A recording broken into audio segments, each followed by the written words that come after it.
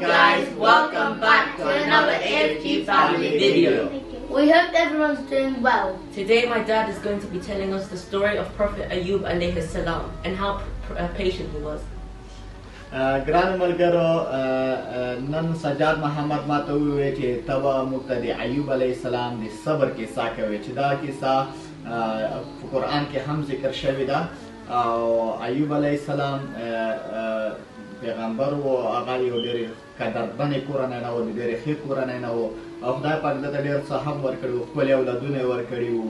او مال و پیسې وې دولت و ځمکه خو ډېر پیسهداره و نو دا ټول خدای ایوب علیه السلام لرل نو ایوب علیه السلام هر وخت به د خدای پاک نه ډېر شکر ادا کوه په یو وخت کې شیطان ته دا وسوسه پیدا شوه چې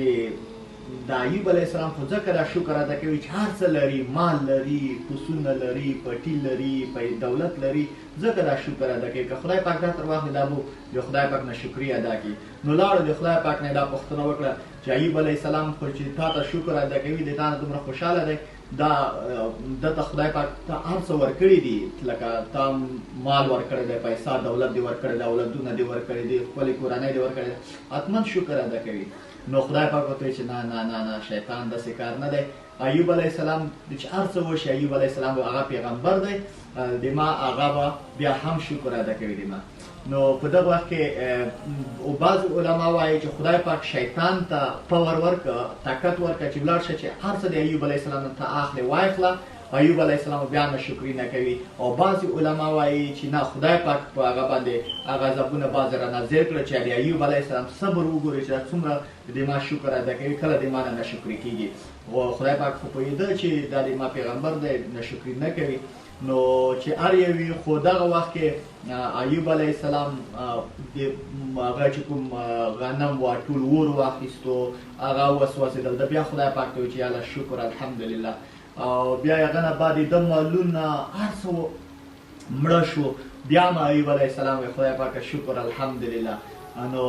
بعد بیا په اخر کې یعنی د هر څه د لاسه ورکړه هغه کله خپل کور هم د لاسه ورکړه ړنګ شه نو بیا هم د وایي چې شکر الحمدلله اولادونه یې مړه شوه ټول اولادونه یې مړه شوه بیا وایي شکر الحمدلله نو ایوب علیه السلام ډېر یو صبرناک او ډېر هر وخت به د خدای پاک نه شکر ادا کوه بیا په ده باندې یو مریضي ډزیز رانازل شو داسې ډزیز و چې هغه د بدن به یې خوړو یعنی موږ تاسې پښتو کې پمن وایو چې داسې پمن ورته شي دانې دانې شي نو داسې خراب شوی بدن یې چې یو وخت کې یعنی داسې چې اولادونه دولت مال پټي ټول لاړل صرف یو ښځه اوس راپاتې وه او په یو وخت کې ښځې هم دته دا هغه وکړه څه ورته وایي چې زم تاسو نور نه اوسېږم خلکو دغه د خلکو دا فکر راغله دا چې دا ایوب علیه السلام لکه چې کوم غلط کار کړی دی چې خدای پاک داسې ورته په قهر شو نو ایوب علیه السلام بلکې غلط کار نه وکړی د بیا هم شکر ادا کوه خو هغه یو هغه څه ورته امتحان و خدای پاک په ده راوستلی و د شیطان له وجې په ده باندې یو امتحان راغلی و چې خدای پاک ته یې وښیي چې ګوره دی بیا ناشکري به نه کوي نو کله چې د خلکو دا خبرې شروع کړې نو ښځې ورته وویل چې یاره ایوب علیه السلام ته یې وویل چې زه نه غواړم تاسو نوره واوسېږم دا خلک داسې سوچونه کوي ایوب علیه السلام خپلې ښځې ته چې مه کوه ته یو د پیغمبر بیبي یې ته یو د پیغمبر علیه السلام ښځه یې مه کوه دا کار طلاق مه اخله خیر دی خو خیر په یو وخت کې د ښځې هم طلاق واخیستو تر لاړه ایوب علیه السلام تنها ځان ته پاتې شه بیا یې وایي شکر الحمدلله په همدغه وخت کې دغه د ده بدن کې چینجي په ومز د بدن کې پیدا شوه چې کله ومز دا چینجي د ده په بدن کې پیدا شو یو وخت راغی چې د چینجي د ده دومره ډېر شو چې د ده بدن نه به غورځېده منځکې ته نو چې که وبغورځېده ده به دغه چینجي ایوب علیه السلام به د چینجي د منځکې نه راخیسته واپس به خپل بدن ته اچول چې تاسو ته خدای پاک د همدغه نه ذکر رزق درکړی دی تاسو د ما غوښې خورئ خدای پاک تاسو ته دا رزق کړی دی نو ایوب علیه السلام پیغمبر و ډېر صبرناک یا الله پاک نه بیا هم شکر ادا کوه هغه چینجي ته هم وی چې د الله پاک رزق چې تا ته درکړی دی ما د غوښو نه درکړی تاسو یې خورئ منځکې نه به خپل بدن ته راوچتول په دغه وخت کې نو هر رقم هغه چې پرې راغله مریضي پرې راغله او هر څه یې له لاسه ورکړه ناشکري ادا نه کړه he was still saying یا الله thanks یا الله thank you so much whatever you did to me نو بیا خدای پاک شکر ادا کوو چې هر څه په ما وکړه، بیا هم شکر ادا کوو. خدای پاک ایده هغه کوم امتحان و دای پکې کامیاب شه. ایوب علیه السلام پکې کامیاب شه د خدای په امتحان کې. نو بیا خدای پاک ایوب علیه السلام ته یو وویل چې ویاله د پلانکي ځای کې ویاله ده اوبه دي، نو ته لاړ شه ویاله کې هره ورځ ځان مینځه، نو ته د مرض به دې په ښه کېدو شي. نو بیا دا مغه شانتې کار وکړه او ویاله کې به یې ځان مینځلو او ایده مریضي په ښه کېدو شوه. یعنی بیا د داسې شو چې په دغه کې د 80 کاله تېر کړي وو په دغو تکلیفاتو کې، معلومې وسلو د مریضۍ کې په دغو تکلیفات او تقریبا 80 کاله خواوشه داسې د. نو ملګرو کله چې ایوب علیه السلام واپس دغه 80 کاله چې په د مشکلاتو کې تېر شوي وو، خدای پاک واپس ایده عمر واپس ځوانۍ ته راوستو. نو دغه خلک چې د منطقې خلک چې ودکې د وچو ضرور شو. ګرانه ملګرو دا کیسه مې ډېره خوږه شروع کړې، د امیر هم وده شه ورته. نو د خلکو د منطقې خلکو چې وکته وایي الله خلکو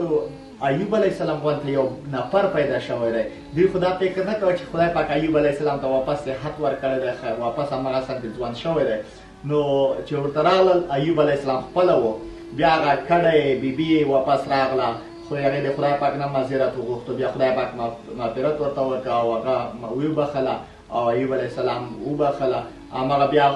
اولادونه هم خدای پاک واپس ورکړه، کډی هم ورکړه، عمر هم واپس ورته راغلو، واپس یې د هماغه شان خدای پاک ځوان او ښایسته کړه، هماغه شان د هر څه خدای پاک دوباره ورته ورکړه. نو هغه خدای پاک امتحان چې د پاس کړ چې کوم خدای پاک کوم د غضبونه پرې راوسته، تکلیفات یې پرې راوسته، د بیا مې چې شکر الحمدلله.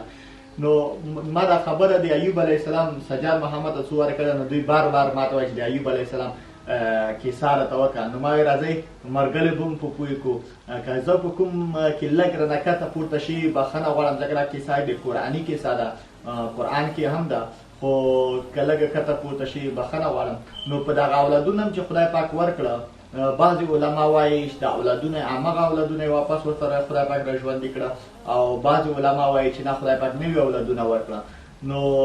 بیا به هم دغه ته راشو چې ګوره دا ایوب علیه السلام کیسه هم دومره وه،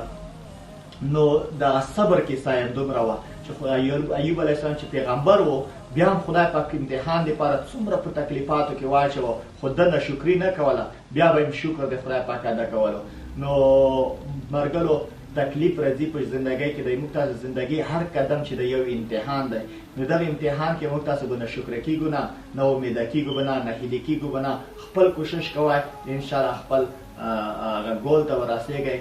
په امر دی الله. او کیسه مې خوږه وه، امیر هم راته وده شه، او نن موږ هم دومره کیسه هم دومره وه. انشاءالله په آینده کې به هم د پیغمبر علیه السلام موږ نبی محمد صلی الله علیه وسلم کیسې به هم درته کوو، د نور پیغمبرانو کیسې به موږ سجاد محمد ټول کوو. انشاءالله خدای دې وکړي تاسو هم خوښې شي، او انشاءالله موږ به هم نوې نوې کیسې درته راوړو د پیغمبرانو انشاءالله. ښه موږ غواړو چې همدلته ویډیو اینډ کړو، که نه؟ We love you all. Bye.